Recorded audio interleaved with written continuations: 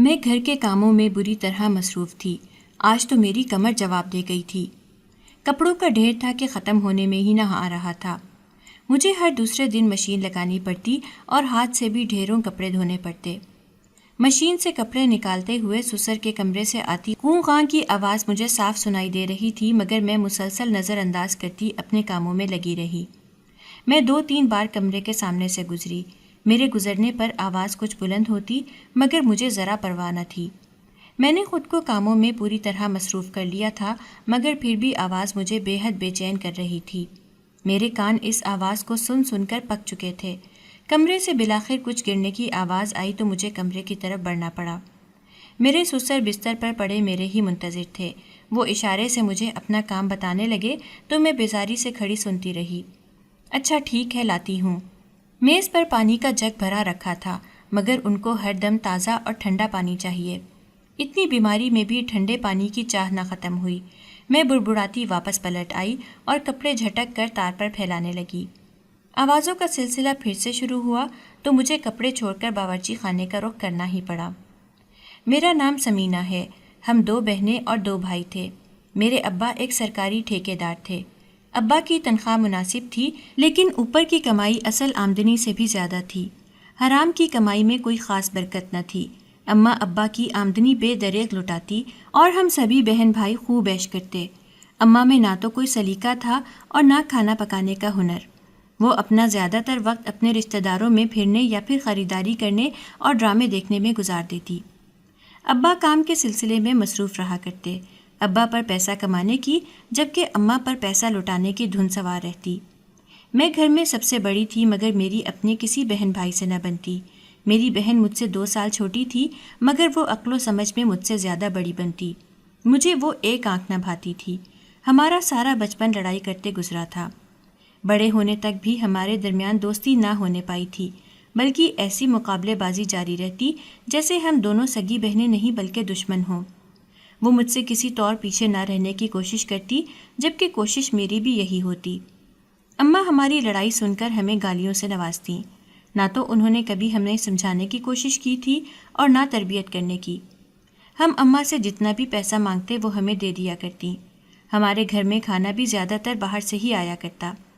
بچپن سے ہی ہمیں باہر کے کھانے کھا کھا کر باہر کے کھانے کی لت لگ گئی تھی۔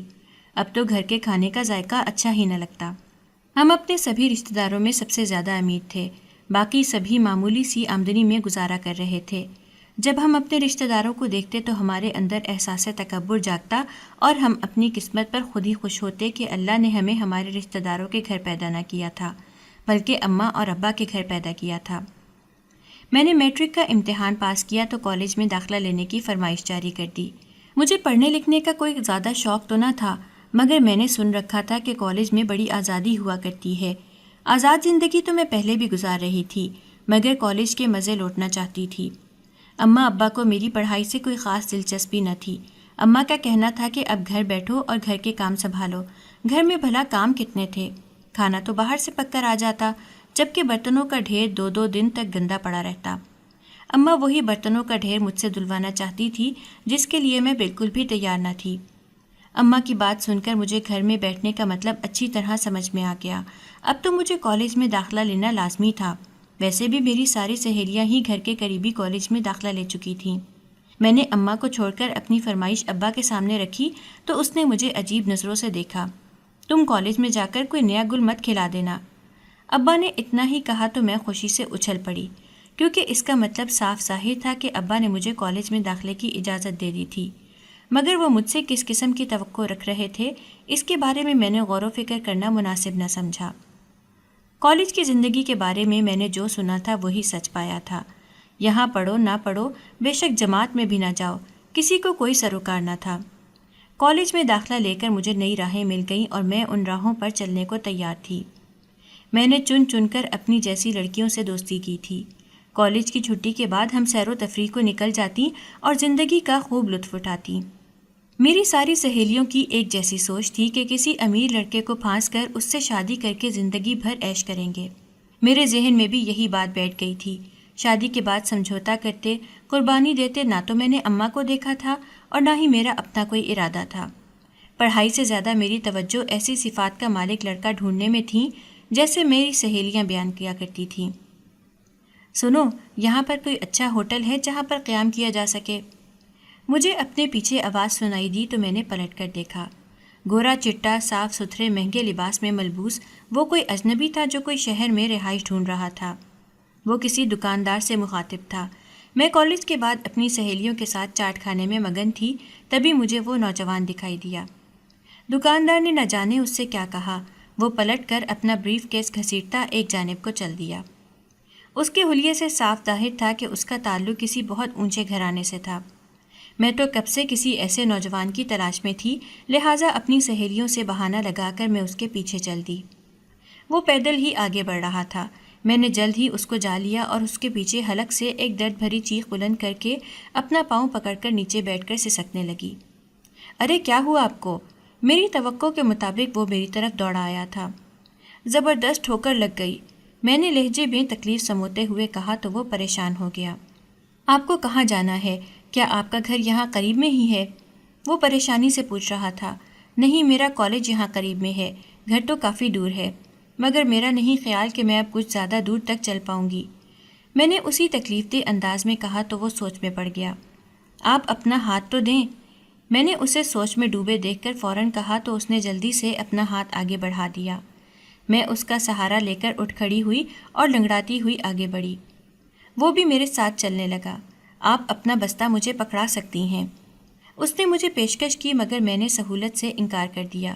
نہیں جی، کوئی بات نہیں، میں اسے زندگی بھر کے لیے اپنا ہاتھ پکڑانا چاہتی تھی، بستہ نہیں۔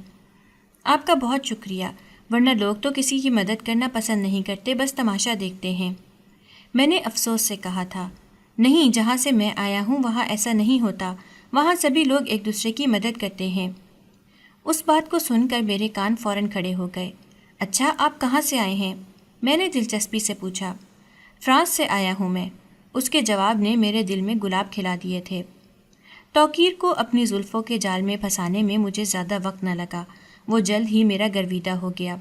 میں شکل و صورت کی کافی اچھی تھی، جبکہ کالج میں آنے کے بعد مجھے پہننے اوڑھنے کا طریقہ اور سلیقہ آ گیا تھا۔ ادائیں اور طور طریقے تو میں نے بہت پہلے سے سیکھ رکھے تھے۔ ہمارے گھر میں سارا دن ٹی وی چلا کرتا، جس پر نہ صرف اپنے ملک کے بلکہ پڑوسی ملک کے ڈرامے بھی بہت شوق سے دیکھے جاتے تھے۔ جب محلے میں کیبل آئی تھی تو سب سے پہلے ہمارے گھر میں لگی تھی۔ ہم سب بہن بھائی اور اماں رات گئے تک ٹی وی ڈرامے اور فلمیں دیکھا کرتے۔ فلموں کو دیکھ کر میں نے کئی ایسے طریقے سیکھ لیے تھے جو مجھے توقیر کو اپنے لیے رام کرنے میں بڑے کام آئے تھے۔ میں نے اس کے سامنے خود کو بہت امیر اور پڑھے لکھے خاندان سے ظاہر کیا تھا۔ وہ بھی مجھ سے دوستی کا دم بھرنے لگا۔ وہ کسی اور شہر میں رہائش پذیر تھا، جبکہ اپنے کاروبار کے سلسلے میں اس شہر میں آیا تھا۔ وہ جب تک یہاں ٹھہرا میری اور اس کی روز ہی ملاقات ہونے لگی۔ کالج کے 2 سال کیسے گزر گئے مجھے پتہ ہی نہ چلا۔ ایف اے تک میں نے خوب عیش و آرام کی زندگی گزاری، مگر اگلے سال جیسے ہی میری بہن نے کالج میں داخلہ لیا تو میری آزادی یکدم ختم ہو گئی۔ اب مجھے اس کے ساتھ کالج آنا پڑتا اور چھٹی کے وقت اسی کے ساتھ واپسی ہو جاتی۔ اگر میں غلطی سے بھی اپنی سہیلیوں کے ساتھ ادھر ادھر کہیں چلی جاتی تو وہ 2 کی 4 لگا کر اماں ابا کو ایسے سناتی جیسے مجھ سے بگڑا ہوا آوارہ کوئی اس دنیا جہاں میں موجود نہیں۔ اماں ابا بھی اس کی باتوں میں آ کر میری خوب عزت افزائی کرتے، لہٰذا مجھے خود پر قابو رکھنا پڑتا، اس لیے اس کی موجودگی میں کہیں آ جا نہ سکتی تھی۔ ویسے بھی توقیر کا کام یہاں ختم ہو گیا، وہ اپنے شہر واپس لوٹ گیا۔ ہمارا فون پر بات چیت کا سلسلہ جاری تھا۔ کالج کی آزادی میرے لیے ختم ہوئی تو میں نے کالج چھوڑنے کا فیصلہ کر لیا۔ میں توقیر پر زور ڈالنے لگی کہ وہ اپنے ماں باپ کو میرا رشتہ دے کر بھیجے تاکہ میں رخصت ہو کر اس کے گھر سدھاروں اور ہمیشہ کے لیے عیش کروں۔ مجھے بھلا پڑھائی میں کیا دلچسپی تھی؟ توقیر نے مجھے صاف صاف بتا دیا کہ اس کے ماں باپ اس رشتے کے لیے نہ مانیں گے، کیونکہ اس کا پہلے ہی اپنی کزن سے رشتہ طے تھا۔ میں اس کی بات سن کر حیران رہ گئی۔ اس نے مجھے آج تک یہ بات نہ بتائی تھی، مگر میں اتنی سی بات سن کر پیچھے ہٹنے والی نہ تھی۔ میں نے اس کی زندگی میں شامل ہونے کا جو خواب دیکھا تھا، میں اس پر دل و جان سے قائم تھی۔ جب میں اسے اپنے جال میں پھنسانے کے لیے کوشش کر سکتی تھی تو بھلا اسے شادی کے لیے راضی کیسے نہ کرتی؟ میں نے اسے جلد ہی شادی کے لیے راضی کر لیا، مگر اس کا کہنا تھا کہ مجھے اس کے ماں باپ کی مرضی کے بغیر یہ شادی رچانی ہوگی۔ میں اس کے لیے بھی تیار تھی، میں بس یہ چاہتی تھی کہ وہ ایک دفعہ میرے ماں باپ سے مل لے۔ اپنے ماں باپ کو منانا میرا کام تھا۔ توقیر میرے ماں باپ سے ملنے گھر چلا آیا۔ اماں ابا کو اس کا یوں آنا ایک آنکھ نہ بھایا۔ تو اپنی مرضی سے اپنے لیے رشتہ ڈھونڈ کر لے آئی ہے۔ اماں نے مجھے آنکھیں دکھائیں۔ اپنے باپ کا سامنا کرنے کی بڑی ہمت آ گئی ہے تجھ میں۔ میں نے حیرانی سے اماں کی طرف دیکھا۔ انہوں نے ساری زندگی ہماری تربیت پر کوئی خاص توجہ نہ دی تھی۔ اب اگر میں نے اپنے لیے رشتہ ڈھونڈ ہی لیا تھا تو اماں کو مجھے آنکھیں دکھانے کی کیا ضرورت پڑ گئی تھی؟ یا تو پہلے مجھے یہ سب بتاتی تو شکوہ شکایت کرتی اچھی بھی لگتی۔ ارے اماں، وہ بہت ہی امیر خاندان سے تعلق رکھتا ہے، کئی شہروں میں اس کا کاروبار پھیلا ہوا ہے اور پھر وہ بیرون ملک کا باشندہ ہے۔ ایسے میں تم یہ دیکھو کہ ہمارا رشتہ کتنے اونچے گھرانے سے جڑ جائے گا، خاندان بھر ہم سے مزید حسد میں مبتلا ہوگا۔ میں نے اماں کو نئے خواب دکھائے تو اس کی آنکھیں چمک اٹھیں۔ تو سچ کہہ رہی ہے؟ ہاں اماں، میں کیا کسی ایسے ویسے کو اپنے لیے پسند کروں گی؟ ابا کی کمائی سے اس کی کمائی بے انتہا زیادہ ہے، ہو سکتا ہے وہ مجھے باہر لے جائے تو میں تمہیں اور ابا کو بھی اپنے پاس بلا لوں۔ میری بات سن کر اماں کی بانچیں کھل اٹھیں۔ میں جانتی تھی اپنے ماں باپ کو کیسے منانا تھا۔ آگے کا سارا کام اماں کا تھا۔ ابا کو منانے میں بھی ان کو زیادہ وقت نہ لگا۔ ابا نے ویسے بھی پہلے کون سا ہم پر اتنی توجہ دی تھی جو ان کو اتنی فکر ہوتی کہ ہماری شادی کہاں ہونی تھی اور کہاں نہیں۔ میری بہن یہ سب دیکھ کر حیران و پریشان تھی۔ اسے اب معلوم ہوا تھا کہ میں نے کتنی اونچی جگہ ہاتھ مارا تھا۔ پہلے میں نے اسے کانوں کان خبر نہ ہونے دی تھی۔ اب وہ آتے جاتے مجھے گھور گھور کر عجیب نظروں سے دیکھتی کہ جیسے میں نے بڑا کارنامہ انجام دیا تھا۔ کارنامہ تو انجام میں نے دیا ہی تھا۔ اماں ابا شادی کے لیے بخوشی راضی ہو گئے تھے اور میں رخصت ہو کر توقیر کے سنگ چلی آئی۔ توقیر کے ساتھ میری پسند اور مرضی کی شادی کا انجام چند مہینوں میں ہی میرے سامنے تھا۔ اس کے گھر والے جلد میرے رنگ ڈھنگ پہچان گئے تھے۔ نہ تو میں سیدھی سادی شریف لڑکی تھی اور نہ ہی میرا تعلق عزت دار گھرانے سے تھا۔ انہوں نے مجھے شادی کے پہلے دن سے ہی قبول نہ کیا۔ میری ساس ابھی بھی توقیر کی شادی اسی لڑکی سے کرنے پر بضد تھی۔ اس نے میرے منہ پر ہی توقیر کو صاف صاف بتا دیا تھا کہ تمہاری شادی اس لڑکی سے زیادہ دن چلنے والی نہیں، اور ویسا ہی ہوا تھا۔ توقیر شادی کے بعد بالکل ہی بدل گیا تھا۔ اسے نہ میں اب اچھی لگتی تھی اور نہ ہی اسے میری کوئی فرمائش یا خواہش بھلی لگتی۔ اس کو جلد ہی احساس ہو گیا تھا کہ اس نے گھاٹے کا سودا کیا۔ حالانکہ میں بن سنور کر اس کے سامنے پھرا کرتی اور اسے اپنی اداؤں میں پھنسائے رکھنے کا خوب جال بنتی، مگر نہ جانے اس کو کیا ہو گیا تھا۔ شاید شادی کا جو چارم اسے چڑھا تھا وہ اتر گیا تھا۔ اس کے گھر والوں نے اسے بڑی شدت سے یہ احساس کروا دیا تھا کہ اس نے اپنی حیثیت اور مرتبے کے لحاظ سے بہت کمتر لڑکی چن لی تھی۔ وہ مجھے اپنے حلقہ احباب میں ملانے سے کتراتا، جبکہ میری کوشش تھی کہ میں جلد از جلد سبھی اونچے گھرانوں میں اپنی پہچان بنوا لوں، تاکہ اگر مجھے توقیر کے بنا بھی زندگی گزارنی پڑی تو میں ان سب سے میل جول رکھوں، مگر ایسا ممکن نہ ہوا۔ میری ساس نے مجھے اپنی چالاکیاں چلانے ہی نہ دیں۔ وہ مجھ سے بھی کئی ہاتھ آگے تھی۔ میرے سسرال والے کچھ الگ طرح کے لوگ تھے۔ خاندانی رسم و رواج، سچ اور جھوٹ اور حلال حرام میں فرق کرنے والے خاندانی سے لوگ تھے۔ میں توقیر کے نکلتے ہی اونچی آواز میں ٹی وی چلا کر بیٹھ جاتی اور سارا دن کیسے گزر جاتا پتہ ہی نہ چلتا، مگر میرے سسرال والوں کو میرے یہ طور طریقے کچھ خاص پسند نہ آئے۔ توقیر نے مجھے طلاق دے کر نکال دیا تو میں روتی بلکتی ابا کے در پر آن پڑی۔ مجھ سے چھوٹی بہن کی شادی ہو چکی تھی۔ ابا بھائیوں کی شادی کی تیاریوں میں مصروف تھے۔ ایسے میں بیٹی طلاق کا داغ لیے گھر آ بیٹھی تھی۔ میں نے اپنی سی پوری کوشش کی تھی کہ میں یہ شادی نبھا سکوں، مگر میں اپنے معیار سے نیچے اتر کر زندگی نہ گزار سکتی تھی۔ میں توقیر کے مقابلے میں کھڑی ہوتی اور اس کو اپنی بات منوانے پر زور دیتی۔ وہ روز روز کے ان جھگڑوں سے تنگ آ گیا تو اس نے مجھے فارغ کیا۔ میں جانتی تھی کہ وہ جلد ہی دوسری شادی کر کے اچھی زندگی گزارے گا۔ میرے سینے پر سانپ لوٹ رہے تھے، مگر میں کیا کرتی؟ اب میرے پاس واپس جانے کا کوئی بھی راستہ نہ بچا تھا۔ اس نے مجھے بھکاریوں کی طرح اپنی زندگی سے نکال باہر کیا تھا اور حق مہر کی تمام رقم میرے منہ پر دے ماری تھی۔ اس کے لیے اتنی رقم دینا کوئی زیادہ مشکل نہ تھا، مگر میں اتنے سے پیسوں کو لے کر کیا کرتی؟ یہ سارے پیسے میں نے آنے والے چند مہینوں میں ہی اڑا دینے تھے، جبکہ میرے آگے ساری زندگی پڑی تھی۔ بھائیوں کی شادی کے بعد میری گھر میں کیا حیثیت رہ جاتی مجھے اس کا بھی اچھی طرح اندازہ تھا۔ اماں ابا نے بھائیوں کی شادی کی کافی تیاریاں کر رکھی تھیں، جبکہ لڑکیاں بھی پسند کر لی گئی تھیں۔ آنے والے چند مہینوں میں ہی اماں ابا اپنی دونوں بہوئیں بیاہ کر گھر لے آئے۔ کچھ عرصے میں ہی گھر کا ماحول تبدیل ہو گیا۔ جہاں پہلے اماں کی چلتی تھی اب بہوؤں کی چلنے لگی۔ ان کو باہر کا کھانا پسند نہ تھا، لہٰذا وہ گھر میں اپنی مرضی کا کھانا پکاتی اور اپنے شوہروں کو کھلاتی۔ چونکہ ہمارا رہن سہن شروع سے ہی بہت مختلف تھا، لہٰذا مجھے ان کے طور طریقے کچھ عجیب سے لگتے۔ اماں تو سمجھوتا کر کے رہنے لگیں کیونکہ وہ جانتی تھی کہ انہوں نے بہوؤں کے ساتھ پوری زندگی گزارنی ہے، لیکن مجھ سے سمجھوتا نہ کبھی ہو پایا تھا اور نہ ہی میں اب کر سکتی تھی۔ آئے روز میری بھابھیوں کے ساتھ لڑائی ہوتی رہتی اور میں اماں اور ابا کو بھی مجبور کرتی کہ وہ میرا ساتھ دیں۔ میں اپنے بھائیوں کو بھی کڑوی کسیلی سنانے سے باز نہ آتی کہ انہوں نے اپنی بیویوں کو سر پر چڑھا کر رکھا تھا۔ انہوں نے ہمارے کبھی ایسے کام نہ کیے جیسے اپنی بیویوں کے آگے لگے رہتے۔ میری باتیں سچائی پر مبنی ہوتی، لہٰذا نہ ہی بھائیوں کو پسند آتی اور نہ بھابھیوں کو۔ گھر کا ماحول عجیب تناؤ کا شکار تھا۔ خیر، ہمارے گھر میں لڑائی جھگڑا تو شروع سے ہی تھا۔ پہلے ہم بہن بھائی آپس میں لڑتے، جبکہ اب بھابھیوں کے ساتھ لڑائی کا سلسلہ جاری و ساری تھا۔ میرے سب سے چھوٹے بھائی نے صاف اعلان کر دیا کہ آپی کو اس کے گھر کا کرو، نہیں تو میں یہ گھر چھوڑ کر چلا جاؤں گا۔ اس کو دیکھ کر اس سے بڑا بھائی بھی اٹھ کھڑا ہوا۔ ان دونوں نے اماں ابا کو گھر چھوڑنے کی دھمکی دے دی۔ ابا ویسے ہی ریٹائرڈ ہونے والے تھے، ریٹائرمنٹ کے بعد گھر کا خرچہ بھائیوں نے ہی چلانا تھا، جبکہ ابا نے اپنی پینشن سے گزارا کرنا تھا۔ ایسے میں جوان بیٹوں کا بیویوں سمیت گھر سے چلے جانا ان کے لیے کس قدر مشکل ہوتا اور خاندان بھر میں الگ سبکی اٹھانی پڑتی۔ اماں ابا نے میرے رشتے کے لیے تلاش شروع کر دی۔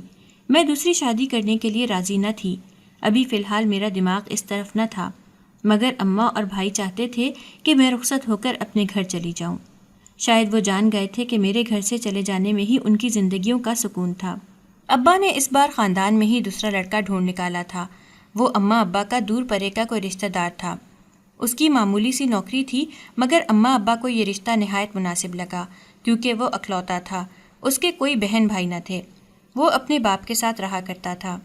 اماں جانتی تھی کہ میں زیادہ لوگوں کے ساتھ گزارا نہیں کر سکتی۔ اماں ابا نے مجھے اس شادی کے لیے دباؤ دینا شروع کر دیا۔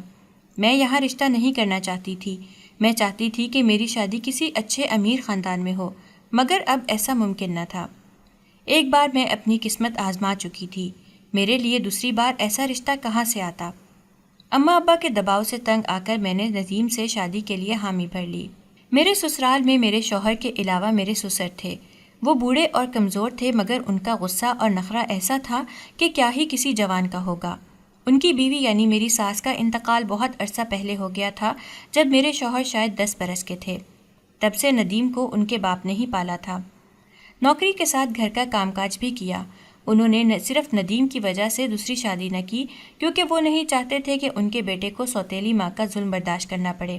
ندیم نے اپنی زندگی کی ساری کہانی مجھے شادی کے اوائل دنوں میں یہ جانے بغیر ہی سنا دی تھی کہ مجھے اس کی جذباتی فلموں والی بورنگ کہانی میں کوئی دلچسپی نہ تھی۔ ندیم کی آمدنی مناسب تھی، ہم دونوں کا بخوبی گزارا ہو سکتا تھا، مگر اس کی ساری کمائی اس کے بیمار باپ پر لگ جاتی تھی۔ اس کو نہ جانے کون کون سی بیماریاں تھیں کہ اس کا علاج ختم ہونے میں ہی نہ آ رہا تھا۔ میں یہ سب بھلا کتنے دن برداشت کر سکتی تھی؟ میں جب بھی ندیم سے اپنی ضرورت کے لیے پیسے مانگتی تو اس کے پاس پیسے موجود نہ ہوتے۔ وہ روزانہ ہی اپنے ابا کو لیے ہسپتالوں کے چکر لگاتا رہتا۔ میں نے دبے دبے لفظوں میں احتجاج کیا تو وہ مجھ پر غصہ ہونے لگا۔ میرے باپ نے مجھے باپ اور ماں دونوں بن کر پالا ہے، لہٰذا کبھی سوچنا بھی مت کہ میں اپنے باپ کے فرائض سے کوتاہی برتوں گا۔ تمہیں بھی اپنے سسر کی خدمت کرنی چاہیے۔ وہ الٹا مجھے تلقین کرنا شروع کر دیتا۔ میں نے بھلا اسے اپنے باپ کی خدمت کرنے سے کب روکا تھا؟ میں تو یہ چاہتی تھی کہ وہ مجھے بھی کھلا جیب خرچ دیا کرے تاکہ میں اپنی مرضی کے حساب سے خرچ کر سکوں۔ اس کا کہنا تھا کہ تمہاری کون سی ضروریات ہیں یہاں پر جو پوری نہیں ہو رہی؟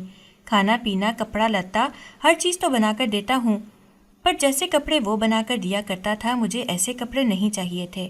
میں اپنی من مرضی سے پیسے خرچ کرنے کی عادی تھی، جبکہ اب مجھے یہاں پر بہت تنگی ہو رہی تھی، اور سارے فساد کی جڑ میرا وہ بڈھا سسر تھا۔ اگر اس کے دوا علاج پر ہر ماہ ہزاروں خرچ نہ ہوتے تو وہ سب پیسے میرے ہاتھ میں آتے۔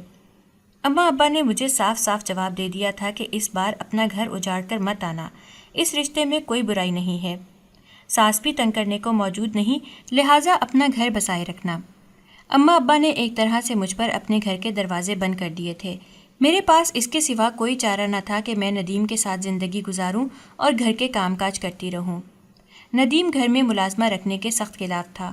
اس کا کہنا تھا کہ گھر میں کام ہی کتنا ہوتا ہے اور لوگ ہی کتنے ہیں جو ملازمہ کی ضرورت پڑے، گھر کا کام تم خود ہی نمٹایا کرو۔ ویسے بھی ابا جی کو ملازمہ کے ہاتھ کا کھانا پسند نہیں ہے۔ اس کے باپ کے لیے پرہیزی کھانا بنتا، لہٰذا مجھے 2 سالن بنانے پڑتے، پھر صفائی ستھرائی الگ کرنی پڑتی۔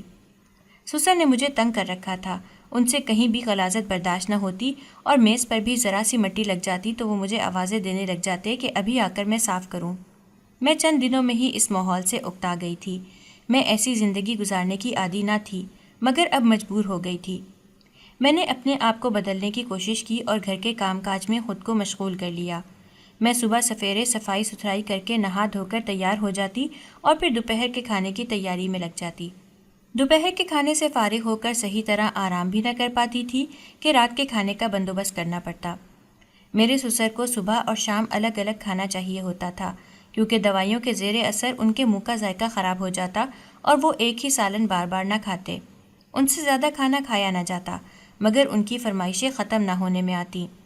ان کا دل چاہتا تھا کہ انواع و اقسام کے کھانے بنا کر ان کے سامنے رکھ دوں، مگر جو چیز بھی پکتی اس چیز سے ان کا دل اکتا جاتا اور وہ کھانے سے منع کر دیتے۔ میرا شوہر بار بار منتیں کر کر کے اور زبردستی کر کے میرے سسر کو کھانا کھلاتا اور پھر ان کو دوا دیتا۔ میں یہ سب دیکھ کر جلتی کرتی رہتی۔ ہماری شادی کو ابھی عرصہ ہی کتنا ہوا تھا۔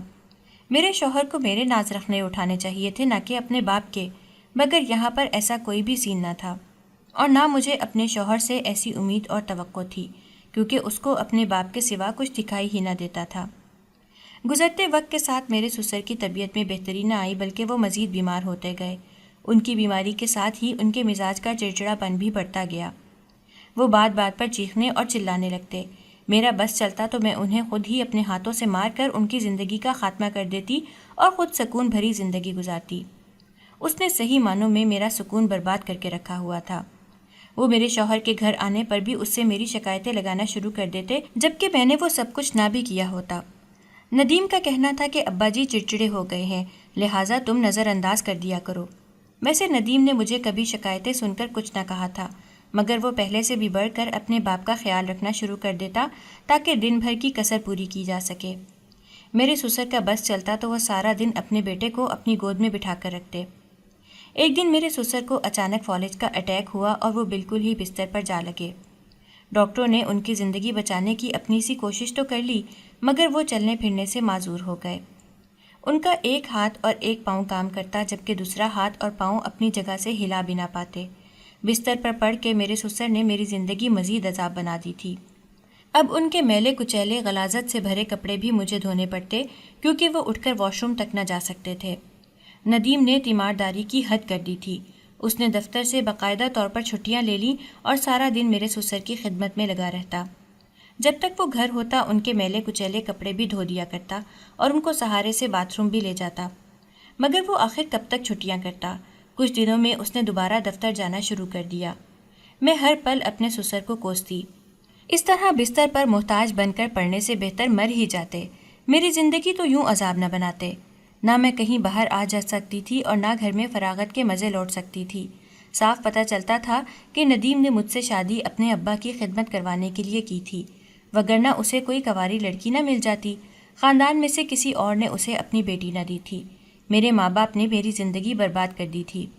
میں نے ندیم کو کہہ کر ان کے لیے ایک ملازم کا بندوبست کروا دیا۔ اپنے باپ کے لیے ملازم رکھنے کو ندیم تیار ہو گیا۔ ملازم ایک نوعمر لڑکا تھا جو ان کو کسی نہ کسی طرح باتھ روم بھی پہنچا دیا کرتا، اور اگر وہ بستر پر ہی پیشاب کر دیتے تو ان کو صاف کر دیا کرتا، مگر ان کے گدے کپڑے مجھے ہی دھونے پڑتے۔ ایسے میں اپنے سسر سے بے حد تنگ آ گئی تھی۔ ملازم ندیم کے دفتر جانے کے بعد آتا اور ان کی واپسی سے کچھ گھنٹے پہلے واپس چلا جاتا۔ میرے سسر بولنے سے قاصر تھے، مگر سارا دن حلق سے عجیب و غریب آوازیں نکال کر مجھے ستاتے رہتے۔ مجھے ان کے حلق سے نکلنے والی یہ آوازیں سخت ناپسند تھیں۔ مجھے اس قدر الجھن ہوتی کہ بیان سے باہر تھی۔ میرا دل کرتا کہ ان کے منہ پر تکیہ رکھ کر یہ آوازیں ہمیشہ کے لیے روک دوں۔ جب وہ میرے قدموں کی آہٹ اپنے کمرے کے ارد گرد سنتے تو اور زور زور سے چلانے لگتے۔ ملازم تھوڑے عرصے میں ہی بھاگ گیا تھا۔ ندیم نئے ملازم کی تلاش میں تھا، مگر اس کو ابھی تک کوئی ملازم نہ ملا تھا۔ ندیم مجھے سختی سے تاکید کرتا کہ میں اس کی غیر موجودگی میں اس کے باپ کا خیال رکھوں، مگر مجھے ذرا پرواہ نہ تھی۔ انہوں نے میرے ساتھ کون سا کچھ اچھا سلوک کیا تھا جو میں ان کے ساتھ اچھا سلوک کرتی؟ وہ مجھے زہر لگنے لگے تھے۔ میرا شوہر ابا کو وقت پر دوا دینے کی تاکید کرتا، مگر میں جان بوجھ کر دوا نہ پلاتی تو وہ درد سے تڑپتے رہتے۔ میں چاہتی تھی کہ وہ جلد ہی مر جائیں تاکہ میری زندگی میں چین سکون اترے۔ ایک دن میرے شوہر کو کسی کام سے شہر سے باہر جانا پڑا تھا۔ وہ مجھے اپنے باپ کے بارے میں تاکید کرتا رہا کہ میں ان کا خوب خیال رکھوں، انہیں وقت پر کھانا اور دوا دوں۔ میں نے اس کی خوب تسلی کرا دی تھی کہ میں ان کا ضرور خیال رکھوں گی۔ میرے شوہر کو رات گئے واپس آنا تھا۔ میں سارا دن اپنے سسر کے کمرے میں نہ گئی بلکہ میں صحن میں بھی نہ نکلی تاکہ میرے کانوں میں ان کی آواز نہ پڑے۔ صبح سے شام ہو گئی۔ اپنے شوہر کی آمد سے قبل شام کو میں سسر کے کمرے میں گئی تاکہ شوہر کے آنے سے پہلے انہیں کھانا کھلا دوں، مگر میرے سسر بے حس و حرکت پڑے تھے۔ میں انہیں یوں ساکت پڑے دیکھ کر چونک گئی۔ میں نے ان کی نبض ٹٹولی تو کوئی حرکت محسوس نہ ہوئی۔ میرے سسر کا دم نہ جانے کب کا نکل چکا تھا۔ میں کمرے سے باہر نکلی تو کہکہا لگا کر ہنستی۔ اگر مجھے پہلے پتا ہوتا کہ دن بھر بھوکا رہنے سے بڈھے کا دم نکل جائے گا تو پہلے ہی یہ کام کر لیتی۔ دروازے پر کچھ آہٹ سی محسوس ہوئی تو میں جلدی سے دروازے کی جانب بڑھی، مگر وہاں کوئی نہ تھا۔ میں نے دروازے کے دونوں پٹ بند کیے اور فوراً اپنے شوہر کو فون پر اطلاع دے دی اور خود گھر سمیٹنے میں لگ گئی۔ اپنے سسر کی موت پر میں بہت خوش تھی۔ اب میں ایک پرسکون زندگی گزار سکتی تھی۔ میرے شوہر کے غم کا کوئی ٹھکانہ نہ تھا۔ وہ ایسے بچوں کی طرح بلک بلک کر رو رہا تھا جیسے وہ کوئی دودھ پیتا بچہ ہو۔ سسر کی تدفین کے بعد دیگر رسومات ادا کر دی گئیں۔ سویم کے بعد گھر آئے مہمانوں کی واپسی کا سلسلہ جاری ہوا۔ سب لوگ اپنے اپنے گھروں کو سدھار گئے تو گھر بالکل خالی ہو گیا۔ سسر کے جانے کے بعد میرا دل بے حد ہلکا تھا۔ ان کی وجہ سے ایک نامعلوم سی پریشانی ذہن پر سوار رہا کرتی تھی جو اب اڑن چھو ہو گئی تھی۔ میں باورچی خانے میں مصروف تھی، تبھی مجھے کچھ کھودنے کی آواز سنائی دی۔ میں کچھ سمجھ نہ پائی کہ یہ آواز کہاں سے آ رہی ہے۔ میں جو ہی کمرے میں داخل ہوئی، اپنے شوہر کو گڑھا کھودتے دیکھ کر میرے ہوش اڑ گئے۔ یہ کیا کر رہے ہو؟ کمرے میں موجود ہر ایک چیز پر مٹی پڑی تھی جو گڑھا کھودنے سے اڑ کر ہر چیز پر پڑ رہی تھی۔ یہ کیا کر رہے ہو؟ اس نے میری بات کا کوئی جواب نہ دیا تو میں نے دوبارہ چیخ کر پوچھا۔ وہ اچھی خاصی کھدائی کر چکا تھا۔ پہلے تو مجھے یہی لگا تھا کہ آواز گھر کے باہر سے آ رہی ہے، مگر آواز میرے اپنے ہی کمرے سے آ رہی تھی۔ اس نے نظریں اٹھا کر اپنی سرخ سوجی ہوئی آنکھیں مجھ پر جما دیں تو میں خوفزدہ ہو گئی۔ نظر نہیں آ رہا کیا کر رہا ہوں؟ وہ دانتوں کو بھینچ کر سرد لہجے میں بولا۔ نظر تو آ رہا ہے پر سمجھ میں نہیں آ رہا، کمرے میں گڑھا کھودنے کی بھلا کیا ضرورت ہے؟ میں نے اس کے ساتھ بحث کی تو وہ دوبارہ غصے میں بولا، گھڑا نہیں یہ قبر ہے۔ اس کی بات سن کر میرے جسم میں سنسنی دوڑ گئی۔ وہ اپنی دونوں آنکھیں مجھ پر جمائے غصے سے مجھے گھور رہا تھا جیسے مجھے ہی اس قبر میں زندہ دفنا کر قبر پر مٹی ڈال دے گا۔ یہ کس کی قبر ہے؟ میں نے کانپتی ہوئی آواز میں پوچھا تو اس نے اپنے ہاتھ میں پکڑے اوزار سے میری جانب اشارہ کر دیا۔ تیری۔ میں ایک دم سناٹے میں رہ گئی۔ یہ کیا کہہ رہے ہو؟ کمرے میں میری قبر کیوں کھود رہے ہو؟ کیونکہ تجھے اسی کمرے میں اسی قبر میں دفناؤں گا تاکہ باہر کسی کو خبر بھی نہ ہونے پائے کہ تو کہاں گئی اور اس صفحہ ہستی سے کیسے مٹ گئی۔ اس کی سرد آواز مجھے کانپنے پر مجبور کر گئی۔ مگر کیوں؟ میں نے ایسا کیا کر دیا؟ تم نے میرے باپ کا قتل کیا ہے، وہ بھرائی ہوئی آواز میں بولا۔ نہیں، میں نے کچھ نہیں کیا۔ میں بے حد گھبرا گئی۔ اس سے کچھ بعید نہ تھا کہ وہ ہاتھ میں پکڑی کسی اٹھا کر میرے سر پر دے مارے اور پھر مجھے اس مٹی میں دفن کر دے۔ میں نے ایسا کچھ نہیں کیا، میرا یقین کرو۔ میں کیوں ماروں گی بھلا اپنے سسر کو؟ میں نے اسے وضاحت دینے کی کوشش کی۔ سچ بھی یہی تھا، میں نے اس کے باپ کو نہیں مارا تھا۔ مجھے ملازم نے سب کچھ بتا دیا ہے کہ تمہارا میرے باپ کے ساتھ کیا رویہ تھا۔ وہ سویم کی رسم میں شرکت کرنے آیا تھا، اس نے مجھے تمہارے رویے کے متعلق بتایا، اور جس دن میرے باپ کا دم نکلا اس دن وہ اتفاقیہ طور پر تم سے کچھ رقم ادھار لینے آیا تھا۔ ابھی وہ اندر ہی داخل ہوا تھا تب اسے تمہارے کہکہوں کی آواز سنائی دی۔ تم خوش ہو کر کہہ رہی تھی تمہاری جان اس بڈھے سے چھوٹ گئی اور کیسے تم نے میرے باپ کو سارا دن کھانا نہ دیا۔ بڈھا ایک ہی دن کچھ نہ کھانے پینے سے گزر گیا، اگر مجھے پہلے اندازہ ہوتا تو پہلے ہی اس کو بھوکا رکھ لیتی۔ وہ تمہارے الفاظ سن کر واپس پلٹ گیا تھا، مگر کل اس نے مجھے سب کچھ بتا دیا۔ اس کے یہاں ہوتے ہوئے تم نے کبھی میرے باپ کے کمرے میں جھانک کر بھی نہ دیکھا تھا، حالانکہ میں نے تم سے گزارش کی تھی کہ میرے باپ کے معاملے میں صرف ملازم پر بھروسہ مت کرنا۔ میرا دل غم سے پھٹ رہا ہے۔ میرے منہ میں نوالے بنا بنا کر ڈالنے والا میرا باپ بغیر کچھ کھائے پیے اس دنیا سے لوٹ گیا۔ میں یہ بات کیسے بھلا پاؤں گا بھلا؟ وہ اوزار ایک طرف پھینک کر اپنا سر دونوں ہاتھوں میں پکڑ کر روتا ہوا اس مٹی پر بیٹھ گیا۔ تم اتنی ظالم کیسے ہو سکتی ہو؟ اگر تم اس حالت کو پہنچو اور کوئی تمہارے ساتھ ایسا سلوک کرے تو تم پر کیا بیتے گی؟ وہ دھاڑ کر بولا تو میں لرز کر ایک قدم پیچھے ہٹی۔ میں نے اتنا سب کچھ نہ سوچا تھا، میں تو بس اس بوڑھے سے جان چھڑوانا چاہتی تھی۔ جان چھڑوانے کے چکروں میں کس قدر ظالم بن گئی تھی۔ مجھے اپنے شوہر پر بے انتہا ترس آ رہا تھا۔ وہ زندگی کس سکون سے گزارتا، بلکہ اسے تو آگے کی ساری زندگی اذیت اور پچھتاوے میں کاٹنی پڑتی، اور میں خود کس قدر پچھتاوے کا شکار تھی۔ میں نے ایک انسان کی جان لے لی تھی، آخر ان کی کتنی زندگی تھی، انہوں نے ویسے بھی کچھ عرصے میں مر ہی جانا تھا، مگر میں نے سارا الزام اپنے سر لے لیا تھا۔ میں نے کتنا غلط کیا۔ میں اپنے غرور و تکبر میں یہ بھول گئی تھی کہ کسی انسان کی خدمت کرنا اور جان بچانے کا کس قدر اجر و ثواب ہے۔ مجھے معاف کر دو، میں نے سب جان بوجھ کر نہ کیا۔ میں نے اپنے شوہر سے معافی مانگی تو وہ افسوس بھری نظروں سے مجھے دیکھنے لگا۔ میں تمہیں معاف نہیں کر سکتا، تم جانتی ہو میں اپنے باپ سے کس قدر شدید محبت کرتا تھا۔ میں نے کبھی تمہارے لیے بھی کوئی کمی نہ رکھی اور تمہیں ہر طرح سے خوش رکھنے کی کوشش کی۔ یہ الگ بات ہے کہ میری زیادہ تر توجہ اپنے باپ پر رہتی تھی، کیونکہ اس کا اس دنیا میں میرے سوا تھا ہی کون؟ آخر میں نے ہی اس کا خیال رکھنا تھا۔ میں اپنے باپ سے ٹوٹ کر محبت کرتا تھا، مگر تم نے مجھے محبت کرنے کی ایسی سزا دی جو میں ساری زندگی نہیں بھول پاؤں گا۔ تم یہاں سے چلی جاؤ، میری نظروں کے سامنے سے ہٹ جاؤ۔ میں زندگی میں کبھی تمہاری شکل بھی نہیں دیکھنا چاہتا۔ میں تمہیں طلاق دیتا ہوں۔ اس کے الفاظ سن کر میرے ارد گرد دھماکے ہوئے تھے۔ نہیں، ایسا مت کرو، مجھے طلاق مت دو، میں طلاق نہیں چاہتی۔ ابھی تو عیش کے دن آئے تھے، مگر اس نے مجھے ایک لمحے میں ہی اپنی زندگی سے الگ کر کے پھینک دیا تھا۔ تم ابھی کے ابھی اپنا سامان اٹھاؤ اور یہاں سے چلی جاؤ، مجھے دوبارہ کبھی زندگی میں اپنی شکل مت دکھانا۔ اس نے شاید مجھے معاف کر دیا تھا، تبھی تو میری جان نہیں لی تھی، صرف طلاق دے کر اپنی زندگی سے الگ کیا تھا۔ میں روتی دھوتی اپنا سامان سمیٹنے لگی۔ میں واپس پلٹ کر کہاں جاتی؟ میں اپنے باپ کے در پر جانا نہیں چاہتی تھی۔ اب اماں ابا میں سکت نہیں رہی تھی، سب کچھ ان کی بہوؤں کے ہاتھ میں تھا، اور وہ مجھے کیوں برداشت کرتی؟ میں دوسری دفعہ طلاق کا تمغہ اپنے سینے پر سجا چکی تھی، جس کا مجھے بے حد افسوس تھا، مگر افسوس اور ندامت کے سوا میرے ہاتھ میں کچھ بھی آنے والا نہ تھا۔ میں زندگی کے دن بے حد اذیت میں گزار رہی تھی۔ میں اپنے شوہر سے طلاق لینے کے بعد اپنے ماں باپ کے در پر آ بیٹھی تھی۔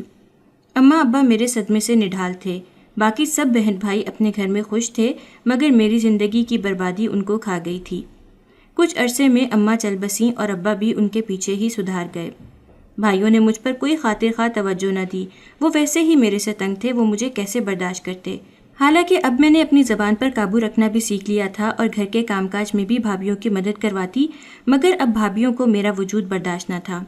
وہ اپنے شوہروں کو لے کر الگ ہو گئیں اور میں ابا کے گھر میں اکیلی زندگی گزارنے پر مجبور ہو گئی۔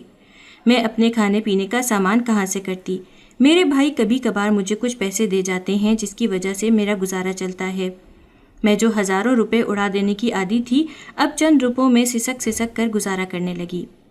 وقت کے ساتھ ساتھ مجھ پر بڑھاپا غالب آنے لگا۔ میرے اندر کئی بیماریاں پیدا ہو گئیں، مگر میرے پاس دوائی علاج کے پیسے نہ تھے۔ میرے بھائی اپنے بچوں پر اپنے پیسے خرچ کرتے یا میری دوا علاج پر پیسہ برباد کرتے۔ میرا حال بھی اپنے سسر سے زیادہ مختلف نہ تھا۔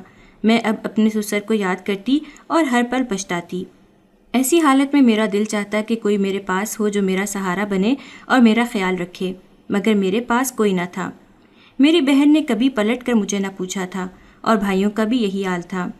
میں محلے میں کبھی کہیں چلی جاتی اور ہمسائی عورتوں کے پاس بیٹھ کر اپنا دل بہلاتی، مگر آخر میں ان کے پاس کب تک بیٹھتی؟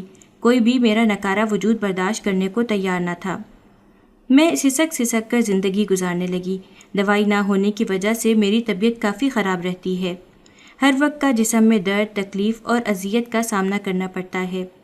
میرے ذہن پر یہ سوچ سوار ہو گئی تھی کہ اگر میں بھی فالج کے مرض میں مبتلا ہو گئی تو میری خدمت کون کرے گا؟ میں نے اپنے سسر کی خدمت نہیں کی تھی، اسی لیے یہ مکافات عمل میرے سامنے تھا۔ اگر میں ان کی اچھے طریقے سے خدمت کر لیتی تو آج اچھے حالوں میں زندگی گزار رہی ہوتی، مگر میں نے اس وقت یہ نہ سوچا تھا کہ ایک دن مجھے بھی بوڑھا ہو کر اس حالت میں آنا ہے۔ میں نے ہمیشہ یہی سوچا کہ میری زندگی تو ایسے ہی گزرے گی، میری جوانی کبھی لوٹ کر نہیں جائے گی اور مجھ پر کبھی بڑھاپا غالب نہ آئے گا۔ میں اپنے رب سے معافی کی طلبگار ہو کر دعا مانگتی کہ وہ مجھے چلتے ہاتھ پیر اس دنیا سے اٹھا کر میرا پردہ رکھ لے۔